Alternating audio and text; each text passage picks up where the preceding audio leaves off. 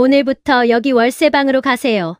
참고로 저희 집은 어머니 자료도 없는 거 아시죠? 들어올 생각 마세요.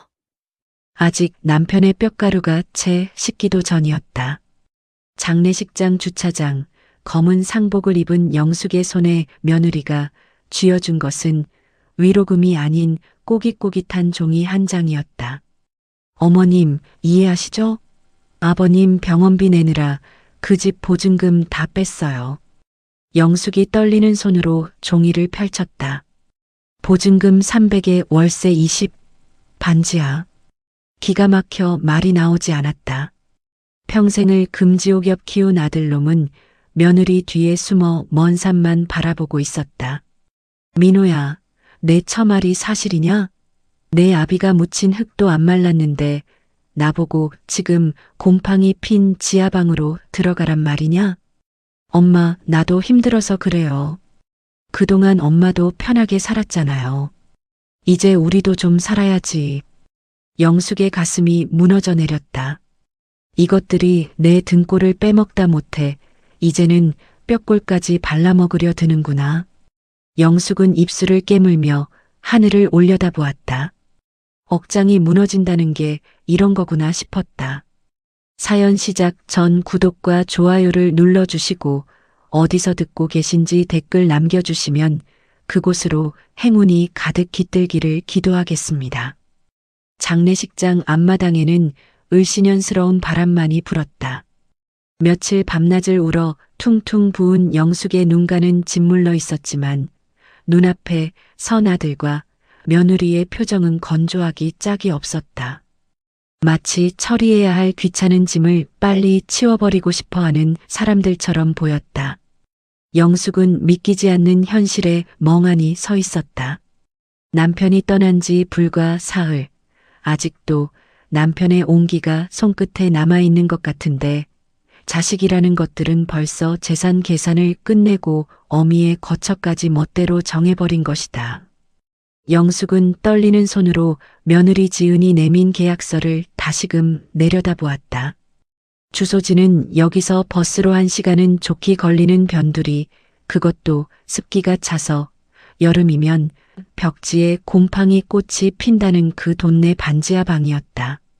30년 넘게 살아온 정든 집을 정리하고 고작 가야 할 곳이 딱 밑이라니. 영숙은 평생 남편 뒷바라지 하느라 그리고 이 아들 하나 번듯하게 키우느라 자신의 인생은 송두리째 갈아 넣었다. 시장통에서 생선 비린내를 뒤집었으며 악착같이 돈을 모아 아들을 대학 보내고 장가 보냈다. 그런데 돌아오는 게 고작 이것인가? 아가, 내가 돈을 달라더냐 아니면 호강을 시켜달라더냐. 내 시아버지가 평생 일궈놓은 그 집 보증금을 뺐으면 적어도 내가 몸 뉘을 곳은 제대로 마련해줘야 하는 거 아니냐? 내가 늙은이 욕심 부리는 거냐? 영숙의 목소리는 떨렸지만 그 안에는 서슬퍼런 분노가 서려 있었다. 하지만 며느리 지은은 눈 하나 깜짝하지 않았다. 오히려 콧방귀를 뀌며 팔짱을 꼈다. 명품 가방이 그녀의 팔뚝에서 번들거렸다. 어머님, 지금 그게 무슨 말씀이세요? 아버님 병원비가 한두 푼이었어요? 중환자실에 계실 때 들어간 돈만 해도 그 집 보증금 절반은 날아갔어요. 그리고 그나마 남은 돈으로 민호 씨 사업 자금 좀 융통한 게 뭐가 그리 잘못됐어요? 죽은 사람은 죽은 사람이고 산 사람은 살아야죠. 저희도 이제 숨 좀 쉬고 살자고요. 어머님 혼자 사시는데 방 2개짜리가 무슨 소용이에요? 관리비만 아깝지. 며느리의 말은 비수가 되어 영숙의 가슴에 꽂혔다. 틀린 말은 아니라지만 그 말투와 태도에는 시어머니에 대한 최소한의 존경이나 예의라고는 찾아볼 수가 없었다. 영숙은 아들 민호를 바라보았다. 제 아내가 저렇게 막말을 퍼붓는데도 민호는 꿀먹은 벙어리 마냥 고개만 숙이고 땅바닥에 있는 돌멩이만 발로 차고 있었다. 저 녀석이 내가 업어 키운 그 민호가 맞나 싶었다. 민호야, 너도 같은 생각이냐? 내 처말이 맞아? 엄마가 그동안 너한테 짐이었니? 엄마, 지은이 말 틀린 거 없어. 나 이번에 사업 확장하는 거 알잖아. 지금 자금줄 막히면 우리 다 죽어. 엄마가 좀 희생해줘. 나중에 성공해서 다시 모시러 갈게. 응? 희생. 영숙은 그 단어가 징글징글했다. 평생을 어머니니까, 아내니까라는 이름으로 희생만 강요당하며 살았다. 그런데 이제 늙고 병든 몸이 되어서도 또다시 희생하라니. 영숙은 허탈한 웃음이 터져나왔다. 그래, 자식 농사 헛지었다는 옛말이 하나도 틀린 게 없구나. 품 안에 자식이라더니 내 품 떠나면 남보다 못한 게 자식이구나.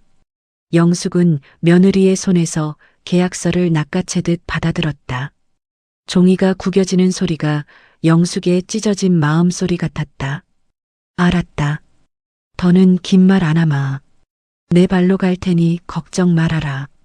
대신 오늘 이 시간부로 너희랑 나는 부모 자식 년 끊는 거다. 나 죽어도 장례식장에 올 생각도 하지 마라. 영숙은 뒤도 돌아보지 않고 짐가방 하나 달랑 들고 돌아섰다. 등 뒤에서 며느리가 콧노래를 부르는 소리가 들리는 듯했다. 아들의 엄마 하는 기어 들어가는 목소리가 들렸지만 영숙은 걸음을 멈추지 않았다. 눈물이 볼을 타고 흘러내려 입가에 짠맛을 남겼다. 그렇게 도착한 반지하 방은 생각보다 더 처참했다. 현관문을 열자마자 퀴퀴한 곰팡이 냄새가 코를 찔렀다. 대낮인데도 빛이 들어오지 않아 컴컴했고 장판은 습기를 머금어 끈적거렸다. 화장실이라곤 부엌 한 구석에 타일 몇 장 붙여놓은 게 전부였다. 영숙은 차가운 방바닥에 털썩 주저앉았다. 남편 영정 사진을 가슴에 품고 한참을 오열했다. 여보, 나 좀 데려가. 나 너무 억울하고 분해서 못 살겠어. 당신이 어떻게 나한테 이럴 수 있어. 그렇게 먼저 가버리면 나는 어떡하라고. 저런 놈을 자식이라고 남겨두고 가면 나는 어떡하라고. 영숙의 통곡 소리가 텅 빈 지하방을 울렸다. 하지만 대답해주는 이는 아무도 없었다. 창문 밖으로 지나가는 사람들의 발자국 소리만 무심하게 들려올 뿐이었다. 그렇게 며칠이 지났다. 영숙은 밥 한 숟가락 넘기지 못하고 알아누웠다. 그러다 문득 정신이 들었다. 이렇게 죽으면 나만 손해다. 저것들이 내 돈으로 배 두드리며 사는 꼴을 두고 볼 수는 없다. 영숙은 이를 악물고 일어났다. 부엌 찬장을 뒤져보니 라면 한 봉지가 나왔다. 생으로 부숴 먹으며 영숙은 다짐했다. 내가 이대로는 절대 못 죽는다. 내 눈에 피눈물 흘리게 한 대가를 반드시 치르게 해주겠다. 사실 영숙에게는 아무도 모르는 비밀이 하나 있었다. 아들 내외는 영숙이 평생 시장에서 생선이나 팔고 파출부나 하며 산 줄 알지만 영숙은 그렇게 번 돈을 허투루 쓰지 않았다.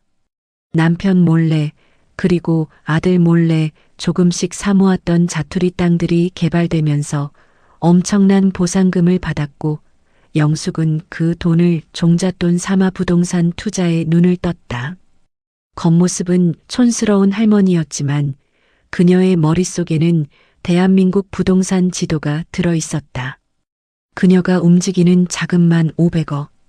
그녀는 알짜배기 상가와 건물을 소유한 투자회사 YSS의 실소유주 회장이었다. 남편에게도 말하지 않았던 건 남편이 알면 분명 아들에게 미리 물려주자고 할 게 뻔했기 때문이었다. 아들의 우유부단함과 며느리의 사치를 익히 알고 있었기에 영숙은 끝까지 비밀을 지켰다. 언젠가 자신이 죽으면 유산으로 남겨줄 생각이었다. 하지만 이제 그 생각은 산산조각이 났다. 영숙은 벽장 깊숙한 곳, 낡은 내복 사이에 숨겨두었던 폴더폰을 꺼냈다. 배터리를 갈아 끼우고 전원을 켜자마자 부재중 전화가 수십 통 찍혀 있었다. 영숙은 익숙한 번호를 눌렀다.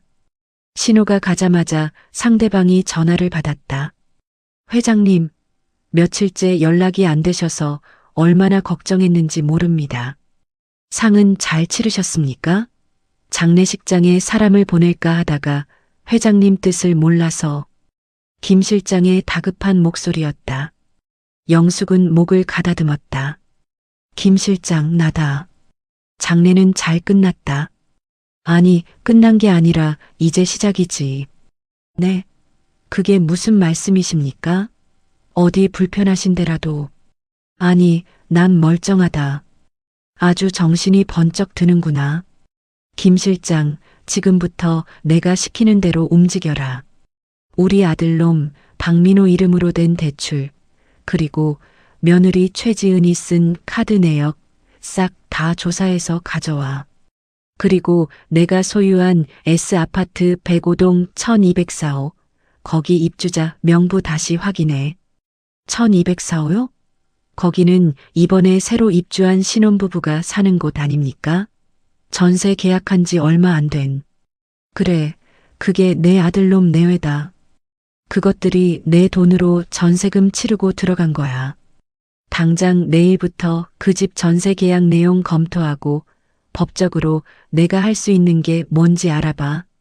그리고 내가 지금 있는 곳 주소 보낼 테니까 내일 밤에 차 보내라. 낮에는 오지 말고. 영숙은 전화를 끊고 싸늘하게 웃었다. 아들 부부가 영숙을 쫓아내고 들어간 그 고급 아파트, 그 아파트 단지를 지은 건설사의 지분 절반이 영숙의 것이라는 걸 꿈에도 모를 것이다. 벼룩이 뛰어야 벼룩이지 제 손바닥 아니었다. 다음 날부터 영숙의 이중 생활이 시작되었다. 낮에는 허름한 몸빼 바지에 낡은 조끼를 입고 동네를 돌며 폐지를 주었다. 굽은 등에 리어카를 끌고 다니는 영숙을 보며 동네 사람들은 혀를 찼다. 아유, 저 할머니 이번에 이사 온 분이지? 자식들이 버렸나 봐. 쯧쯧, 불쌍하기도 해라. 영숙은 그런 시선들을 묵묵히 견뎠다. 오히려 더 불쌍해 보이려고 일부러 다리를 절뚝거리기도 했다. 그렇게 악착같이 모은 폐지를 고물상에 넘기고 받은 몇천 원으로 콩나물을 사고 두부를 샀다. 하지만 밤이 되면 영숙은 달라졌다. 김 실장이 보낸 검은 세단이 골목 어귀에 서면 영숙은 선글라스를 끼고 뒷좌석에 올라탔다. 차 안에서 옷을 갈아입고 서류를 검토하며 회사의 자금 흐름을 지시했다. 그러던 어느 날이었다. 영숙은 아들 부부가 어떻게 사는지 궁금해졌다. 폐지 리어카를 끌고 아들 부부가 사는 S아파트 단지로 향했다. 으리으리한 정문 입구에서 경비원이 막아섰다. 할머니, 여기 외부인 출입 금지예요. 박스 주울 거 없으니까 딴 데 가세요. 아이고, 경비 양반. 나 여기 입주민 가족이라서 온 건데. 105동에 우리 아들이 살아요. 경비원은 위아래로 영숙을 훑어보더니 코웃음을 쳤다. 거짓말도 정도껏 하셔야지. 여기 집값이 얼만 줄 알아요? 할머니 같은 분 자식 여기 안 살아요. 얼른 나가세요. 민원 들어오니까. 그때였다. 저만치서 익숙한 목소리가 들렸다. 어머, 저거 우리 어머님 아니야? 화려하게 차려입은 며느리 지은과 아들 민호가 걸어오고 있었다. 민호의 손에는 골프채 가방이 들려 있었고 며느리는 백화점 쇼핑백을 주렁주렁 들고 있었다. 영숙은 반가운 마음에 리어카를 놓고 다가갔다. 민호야, 아가. 하지만 아들 부부의 반응은 싸늘했다. 며느리 지은은 기겁을 하며 뒷걸음질 쳤고 코를 막으며 손사래를 쳤다. 어머 세상에. 어머님, 여긴 또 어떻게 알고 오셨어요? 아니, 꼴이 그게 뭐예요? 동네 창피하게 정말. 민호 역시 곤란하다는 듯 주위를 두리번거렸다. 엄마, 연락도 없이 불쑥 찾아오면 어떡해요. 경비 아저씨 보고 있잖아요. 영숙은 억장이 무너졌다. 내 새끼 얼굴 한번 보겠다고 온 어미를 벌레 보듯 하다니. 내가 내 자식 보러 오는데 연락하고 와야 하냐? 그리고 너희들 잘 사나 걱정돼서 왔다. 밥은 먹고 다니냐? 아이고, 어머님. 저희 걱정은 마시고 어머님 앞가림이나 잘하세요. 그리고 며느리 지은이 가방에서 무언가를 꺼냈다. 칙 마이너스 소리와 함께 하얀 분무액이 영숙의 옷 위로 흩뿌려졌다. 섬유 탈취제였다. 어머님한테서 퀴퀴한 노인 냄새가 너무 나요. 아까부터 코가 썩는 줄 알았네. 이거 좀 뿌리고 다니세요. 우리 아파트 엘리베이터에 냄새 배면 주민들한테 욕먹어요. 아시겠어요? 지은은 마치 더러운 것을 소독하듯 영숙의 전신에 페브리즈를 뿌려댔다. 차가운 액체가 얼굴에도 튀었다. 영숙은 모멸감에 치를 떨었다. 아들은 그저 지은아, 그만해. 라고 말릴 듯 말 듯 신용만 하고 있었다. 영숙은 주먹을 꽉 쥐었다. 손톱이 손바닥을 파고들었다. 그래. 냄새가 난다 이거지. 내 몸에서 나는 냄새는 싫고 내가 준 돈 냄새는 좋더냐? 영숙이 낮게 읊조리자 며느리가 눈을 동그랗게 떴다. 네. 뭐라고 하셨어요? 돈이라뇨? 어머님이 무슨 돈이 있다고. 아, 보험금 그거요? 그거야 당연히 저희가 받아야죠. 어머님이 그거 가지고 뭐 하시게요? 요양원이라도 가시게요? 걱정 마세요. 나중에 진짜 못 움직이게 되시면 싼 요양원 하나 알아봐 드릴 테니까. 자, 민호 씨 가요. 나 다리 아파. 며느리는 영숙을 툭 치고 지나갔다. 민호는 영숙에게 눈인사조차 하지 않고 아내 뒤를 쫓아갔다. 멀어지는 두 사람의 뒷모습을 보며 영숙은 그 자리에 못 박힌 듯 서 있었다. 옷에서 나는 인공적인 꽃향기가 역겨워 구역질이 날 것 같았다. 두고 보자. 이 치욕, 내가 1000배, 10,000배로 갚아주마. 내년이 그렇게 좋아하는 그 아파트, 그 돈, 다 뜬구름이라는 걸 알게 해주마. 그날 밤 영숙은 김 실장을 호출했다. 김 실장, 작업 들어가. 아들놈 사업 자금줄, 지금부터 싹 다 막아버려. 그리고 S아파트 전세금 다음 달 재계약 때 시세 맞춰서 5억 더 올린다고 통보해. 싫으면 나가라고 하고. 하지만 회장님, 갑자기 그렇게 올리면 법적으로 문제가. 문제? 내가 내 건물 전세금 올리겠다는데 무슨 문제야? 법적인 건 자네가 알아서 처리해. 위약금을 물어주든 소송을 하든 상관없어. 그냥 저것들 피를 말려버리고 싶으니까. 아, 그리고 하나 더. 영숙의 안경 너머로 서늘한 빛이 번뜩였다. 며느리 그년이 사들인 명품들, 카드 할부 내역 싹 뽑아서 카드 정지시켜. 연체 하루만 돼도 독촉 전화 가게 만들고 내 돈 없으면 숨도 못 쉬게 만들어버려. 지옥문이 열리는 줄도 모르고 아들 부부는 샴페인을 터뜨리고 있었다. 그날 저녁 민호의 집 거실, 며느리 지은은 새로 산 밍크 코트를 입어보며 거울 앞에서 춤을 추고 있었다. 자기야, 이거 어때? 이번 신상인데 진짜 예쁘지? 어머님 보험금으로 사니까 더 따뜻한 것 같아. 호호. 예쁘네. 근데 지은아, 엄마가 좀 많이 상하신 것 같던데. 용돈이라도 좀 드려야 하나? 아유, 무슨 소리야. 돈 들이면 다 어디다 숨겨두거나 누구한테 사기나 당하지. 그냥 우리가 잘 관리하다가 나중에 아프시면 병원비 내드리는 게 효도야. 신경 꺼. 그때였다. 민호의 핸드폰이 요란하게 울렸다. 거래처 은행 지점장이었다. 네, 지점장님. 안 그래도 이번에 추가 대출건으로 찾아뵈려고. 네. 그게 무슨 말씀이세요? 대출 연장 불가요? 아니, 갑자기 왜요? 저희 회사 신용 등급 문제 없잖아요. 네. 본사 지침이라고요? 민호의 얼굴이 사색이 되었다. 전화를 끊자마자 이번엔 문자가 빗발쳤다. 카드사였다. 한도 초과 안내. 이용 정지 예고. 여보, 무슨 일이야? 표정이 왜 그래? 지은아. 큰일 났다.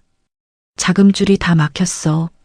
당장 다음 주에 막아야 할 어음이 3억인데 은행에서 대출을 안 해준대. 그리고 방금 집주인 대리인한테서 내용 증명 왔어. 전세금 5억 올려달래. 안 그러면 당장 비워달란다. 뭐? 미쳤어? 갑자기 5억을 어디서 구해? 이 집주인 도른 거 아니야? 우리가 누군 줄 알고. 지은이 길길이 날뛰었다. 하지만 현실은 냉혹했다. 며칠 사이 민호의 회사는 부도 위기에 몰렸고 집에는 압류 딱지가 붙을 판이었다. 사방팔방 돈을 구해보려 했지만 마치 누군가 손을 쓴 것처럼 모든 돈줄이 막혀 있었다. 결국 민호와 지은이 매달릴 곳은 단 한 군데, 이 모든 자금줄을 쥐고 흔드는 투자회사 바로 YS 에셋뿐이었다.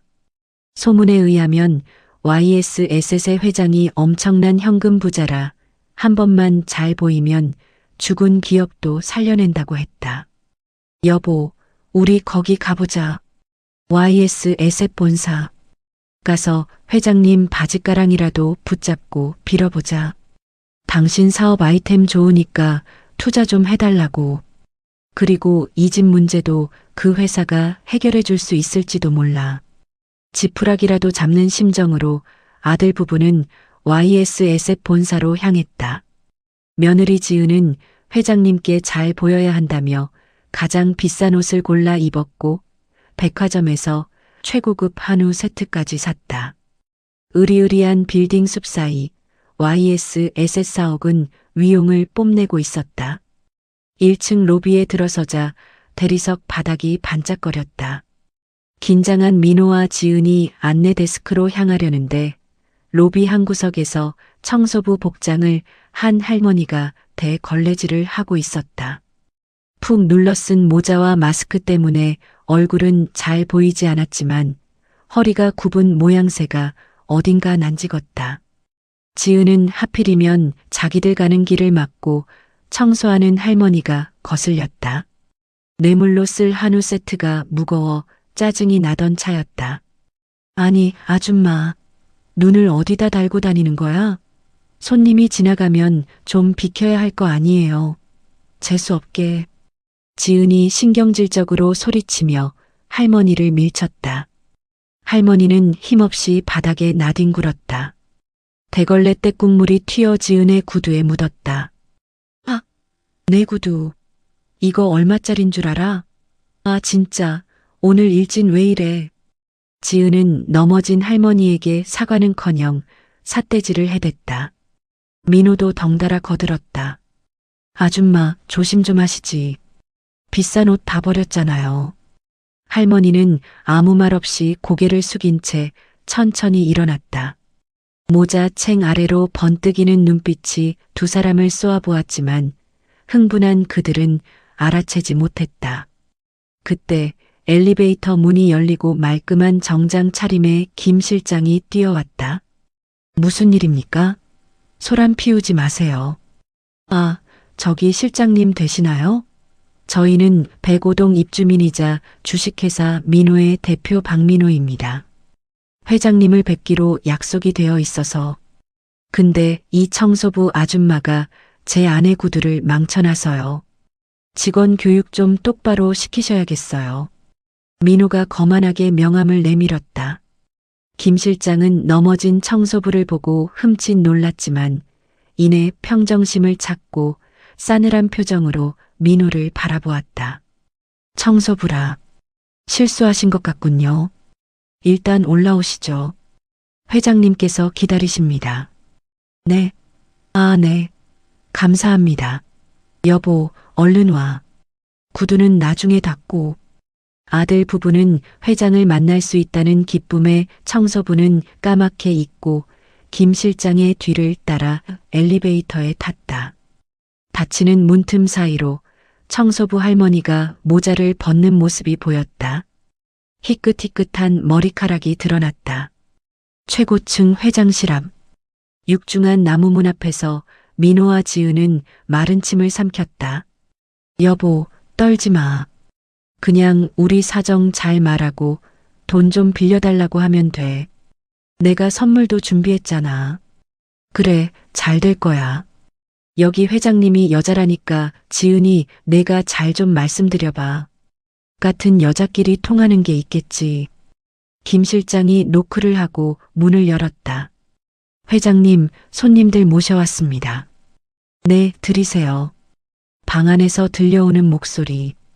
허스키하지만 힘 있는 목소리였다. 어딘가 귀에 익은 목소리였지만 긴장한 탓에 누구인지 떠올릴 겨를이 없었다. 민호와 지은은 90도로 허리를 숙이며 방 안으로 들어갔다. 안녕하십니까, 회장님.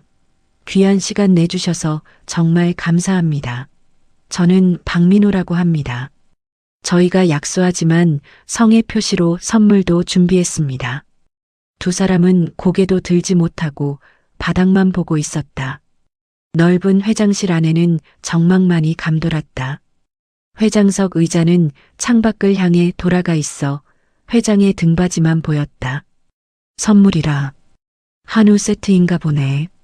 내가 고기 좋아하는 건 또 어떻게 알고. 의자가 천천히, 아주 천천히 돌아가기 시작했다. 끼잉 마이너스 하는 소리가 민호의 심장을 긁는 것 같았다. 근데 어쩌나. 나는 남이 준 고기보다 내 아들이 끓여주는 김치찌개가 더 먹고 싶었는데. 그 순간 민호와 지은이 번개에 맞은 듯 고개를 번쩍 들었다. 네, 아들. 김치찌개요? 회전의자가 완전히 돌아갔다. 그리고 그곳에는 최고급 밍크 코트를 어깨에 걸치고 금태 안경을 쓴 영숙이 다리를 꼬고 앉아 있었다. 방금 전 로비에서 그들이 밀쳐 넘어뜨렸던 그 청소부, 그리고 냄새난다고 페브리즈를 뿌려댔던 그 시어머니 영숙이었다. 영숙은 얼어붙은 아들 부부를 보며 입꼬리를 비스듬히 올렸다. 싸늘한 미소가 그녀의 얼굴에 번졌다. 어서 와라. 내 회사, 내 건물엔 처음이지? 지은의 손에서 들려있던 한우 세트가 쿵 마이너스하고 바닥으로 떨어졌다. 민호의 입이 턱 빠진 사람처럼 벌어졌다. 엄마가 왜 거기 앉아 있어? 누가 내 엄마냐? 난 여기 회장이다. 영숙이 책상 위에 놓인 서류 뭉치를 집어들었다. 그것은 민호의 대출 서류와 지은의 명품 구매 내역서, 그리고 반지하 월세 계약서였다. 내 집에서 냄새난다고 쫓겨난 노인네가 사실은 너희가 사는 그 집주인이라니. 참 세상 재미있지 않니? 영숙이 서류를 허공에 흩뿌렸다. 하얀 종이들이 눈처럼 흩날리며 아들 부부의 머리 위로 떨어져 내렸다. 그것은 자비 없는 복수의 서막을 알리는 신호였다. 누가 내 엄마냐? 난 이 건물의 주인이자 YSS의 회장이다. 영숙의 그 한마디는 회장실의 공기를 순식간에 얼어붙게 만들었다. 민호와 지은은 숨쉬는 법조차 잊은 듯 멍한 표정으로 영숙을 바라보았다. 머릿속이 하얗게 변해 아무런 생각도 나지 않았다. 눈앞에 있는 저 화려하고 위험 있는 회장님이 불과 며칠 전 곰팡이 냄새나는 옷을 입고 반지하로 쫓겨났던 그 어머니라니. 도무지 연결이 되지 않는 현실 앞에서 두 사람은 다리가 풀려 바닥에 주저앉고 말았다. 어머니, 이게 도대체... 아니, 회장님이라니요? 그게 무슨... 민호가 더듬거리며 입을 열었지만 영숙은 차가운 눈빛으로 그를 쏘아볼 뿐이었다. 김 실장이 곁으로 다가와 영숙에게 따뜻한 차 한 잔을 내려놓았다. 영숙은 우아하게 찻잔을 들어 한 모금 마신 뒤 천천히 입을 열었다. 놀랄 것 없다. 너희가 그토록 무시하던 그 노인네가 사실은 너희가 목숨 걸고 들어간 그 아파트를 지은 사람이고 너희가 돈 빌려달라고 애걸복걸하러 온 이 회사의 주인이라는 사실뿐이니까. 지은의 얼굴이 사색이 되다 못해 흙빛으로 변해갔다. 그녀의 머릿속에 지난 날들이 주마등처럼 스쳐 지나갔다. 시어머니에게 냄새난다며 코를 막았던 일, 5,000원짜리 밥상을 차려주며 눈치를 줬던 일, 그리고 무엇보다 장례식장에서 내쫓으며 했던 그 모진 말들. 어머님, 아니 회장님, 제가 죽을 죄를 지었습니다. 저는 정말 꿈에도 몰랐어요. 어머님이 이렇게 능력이 있으신 분인 줄 알았으면 제가 감히 어떻게. 지은은 무릎으로 기어가 영숙의 다리를 붙잡으려 했다. 하지만 영숙은 더러운 것이라도 닿는다는 듯 다리를 쓱 뒤로 뺐다. 능력? 그래, 능력이 있으면 어머님이고 능력이 없으면 냄새나는 짐짝 취급하는 게 내년에 그 잘난 효도 방식이냐? 내가 돈이 없었으면 끝까지 그 지옥 같은 반지하에서 썩어 문드러지길 바랐겠지. 안 그러냐? 아닙니다. 절대 아닙니다. 저희가 잠시 미쳤었나 봐요. 다 살자고 너무 힘들어서 그랬던 거지. 절대 어머님을 미워해서 그런 게 아니에요. 여보, 당신도 뭐라 말 좀 해봐. 우리 엄마잖아. 지은이 민호의 옆구리를 찔렀다. 민호는 그제야 정신이 든 듯 바닥에 머리를 쾅쾅 찌으며 오열하기 시작했다. 엄마, 잘못했어요. 내가 불효자식입니다. 내가 죽일 놈이에요. 제발 용서해 주세요.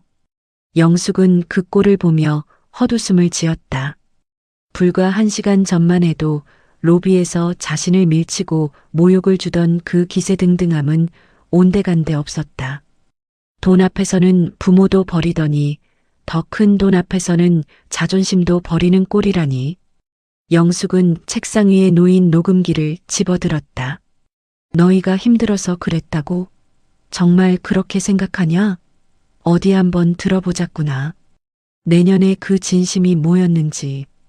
영숙이 재생 버튼을 눌렀다. 지직거리는 소리와 함께 며느리 지은의 날카로운 목소리가 회장실에 울려 퍼졌다. 아유, 속이 다 시원하네. 그 늙은이 냄새 때문에 내가 그동안 밥맛이 없었잖아. 반 지하에 처박아 뒀으니까 이제 우리 눈에 안 띄겠지? 근데 자기야, 보험금 1억 그거 우리가 다 써도 돼? 나중에 달라고 하면 어떡해? 걱정 마. 엄마는 법 같은 거 몰라. 그냥 없다고 배째라 하면 돼. 그리고 그 나이에 돈 써봤자 병원비밖에 더 있겠어? 우리가 미리 쓰는 게 효도지. 녹음기에서 흘러나오는 민호의 목소리까지 더해지자 아들 부부는 고개를 들 수 없었다. 자신들의 추악한 민낯이 적나라하게 까발려지는 순간이었다. 영숙은 녹음기를 끄고 싸늘하게 말했다. 들었냐? 이게 너희들의 진심이다. 법을 몰라서 배째라 하면 된다고? 그래, 그래서 내가 법대로 해주려고 한다. 영숙은 김 실장에게 눈짓을 했다. 김 실장이 준비해둔 서류 봉투 2개를 아들 부부 앞에 던졌다. 하나는 너희가 사는 S아파트 105동 1204호 퇴거 명령서다. 내 명의로 된 집에 더 이상 너희 같은 세입자는 들이고 싶지 않구나. 계약 위반 및 집주인에 대한 명예훼손, 그리고 전세금 인상 거부. 법적으로 완벽하게 퇴거 사유가 되더구나. 당장 이번 주 내로 방 빼라. 어머니, 갈 데가 없어요. 당장 쫓겨나면 저희 길바닥에 나앉아요. 그리고 다른 하나는 내 회사, 주식회사 민호에 대한 대출금 전액 상환 요청서다. 민호의 눈이 뒤집힐 듯 커졌다. 네, 전액 상환이라니요. 만기가 아직 남았잖아요. 이 회사 투자 약관 3조 이양. 대주주의 명예를 실추시키거나 비도덕적인 행위로 사회적 물의를 일으킨 경영진에 대해서는 즉시 자금 회수를 요청할 수 있다. 내가 로비에서 나를 밀치고 폭언을 한 CCTV 영상, 그게 증거다. 지금 당장 갚지 못하면 내 회사는 부도 처리될 거고 내 놈은 신용불량자가 되겠지. 엄마, 제발요. 회사 망하면 저 진짜 끝이에요. 엄마 아들이잖아요. 핏줄이잖아요.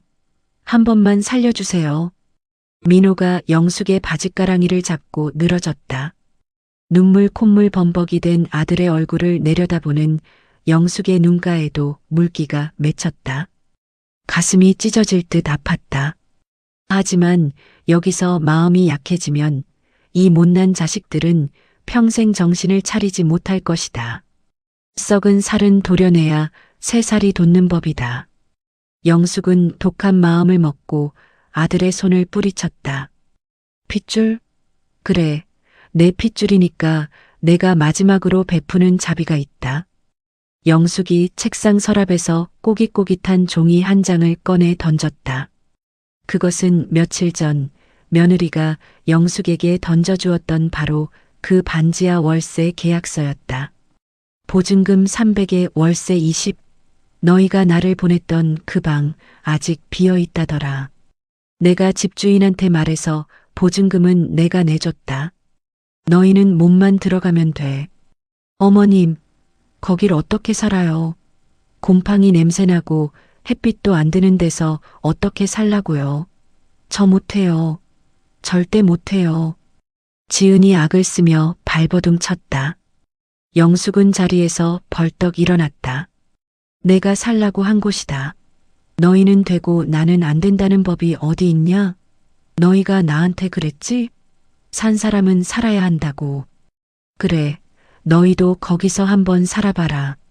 바닥이 얼마나 차가운지, 밤마다 습기가 얼마나 뼈를 쑤시는지 직접 겪어봐야 내 마음을 알겠지. 김 실장, 이 사람들 끌어내. 보안 요원들이 들어와 민호와 지은의 양팔을 붙잡았다. 엄마, 잘못했어요. 다시는 안 그럴게요. 어머님, 회장님, 제발 한 번만 봐주세요. 처절한 비명과 울음소리가 회장실 밖으로 멀어질 때까지 영숙은 뒤돌아보지 않았다. 문이 닫히고 정막이 찾아오자 영숙은 그제야 참고 있던 숨을 토해내며 의자에 깊숙이 몸을 파묻었다. 승리감보다는 씁쓸함이, 통쾌함보다는 애잔함이 가슴을 채웠다. 하지만 후회는 없었다. 이것이 그들을 사람 만드는 유일한 길임을 알기 때문이었다. 일주일 후 화려했던 명품 아파트에서 쫓겨난 민호와 지은은 정말로 그 반지하 방으로 들어오게 되었다. 빨간 압류 딱지가 붙은 가구들은 다 뺏기고 남은 건 옷가지 몇 벌과 라면 박스뿐이었다. 방 안에 들어서자마자 지은은 헛구역질을 했다. 우액, 무슨 냄새가 이래? 여기서 어떻게 살아? 여보, 당장 엄마한테 다시 가서 빌어. 무조건 빌어. 민호는 바닥에 주저앉아 머리를 감싸쥐었다. 가봤어. 벌써 10번도 더 갔는데 아예 만나주지도 않아. 김 실장님이 그러더라. 한 번만 더 찾아오면 접근 금지 신청할 거라고. 야, 이 멍청한 놈아. 내가 평소에 엄마한테 좀 잘했으면 이런 일 없었잖아. 내가 그렇게 구박할 때 너라도 말렸어야지. 다 너 때문이야. 뭐? 나 때문이라고? 엄마 재산 빼돌리자고 먼저 꼬드긴 게 누군데? 보험금 1억으로 밍크코트 쳐입은 게 누군데? 다 내 욕심 때문에 망한 거야. 서로의 탓을 하며 악다구니를 쓰는 두 사람의 목소리가 좁은 반지하 방을 울렸다. 벽지에 핀 검은 곰팡이처럼 그들의 앞날도 암담하기만 했다. 그들이 영숙에게 주었던 모멸감과 고통은 고스란히 부메랑이 되어 그들의 목을 조르고 있었다. 뿌린 대로 거둔다는 옛말은 하나도 틀린 게 없었다. 시간이 흘러 계절이 바뀌었다. TV 뉴스에서는 화제의 인물을 소개하고 있었다. 네, 평생 모은 자산 500억 원을 독거노인 주거복지재단에 기부하시고 직접 실버타운을 지어 어려운 노인분들을 모시고 사는 분이 계십니다. 바로 YSS의 이영숙 회장님입니다. 화면 속에 비친 영숙의 모습은 더 이상 쭈그려 앉아 폐지를 줍던 노인이 아니었다.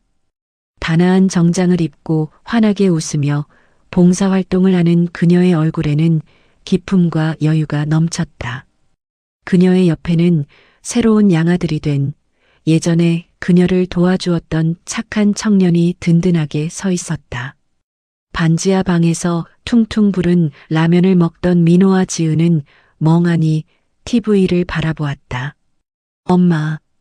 화면 속의 엄마는 너무나 행복해 보였다. 자신들이 곁에 있을 때보다, 아니, 자신들을 버리고 난 후에야 비로소 진짜 행복을 찾은 듯 했다. 민호의 눈에서 뒤늦은 후회의 눈물이 뚝뚝 떨어져라면 국물 속으로 사라졌다. 화면이 바뀌고 영숙이 바닷가를 달리는 장면이 나왔다. 빨간색 오픈카의 지붕을 열고 시원한 바닷바람을 맞으며 달리는 그녀의 머리카락이 은빛으로 빛났다. 조수석에는 그녀가 평생 쓰고 싶었지만 쓰지 못했던 자신의 이름으로 된 통장과 재단 설립 허가증이 놓여 있었다. 영숙은 선글라스를 고쳤으며 엑셀을 밟았다. 아이고, 바람 한번 시원하다. 영감, 보고 있어? 나 이제야 내 인생 산다.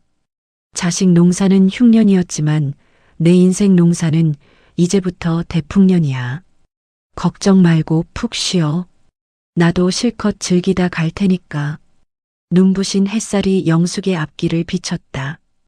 굽이친 인생 고개를 넘어 이제는 탁 트인 대로를 달리는 그녀의 뒷모습은 그 어느 때보다 아름답고 당당했다. 황혼은 지는 해가 아니라 내일 뜰 해를 준비하는 가장 붉고 뜨거운 시간임을 그녀는 온몸으로 증명하고 있었다. 재미있으셨다면 구독과 좋아요 부탁드립니다.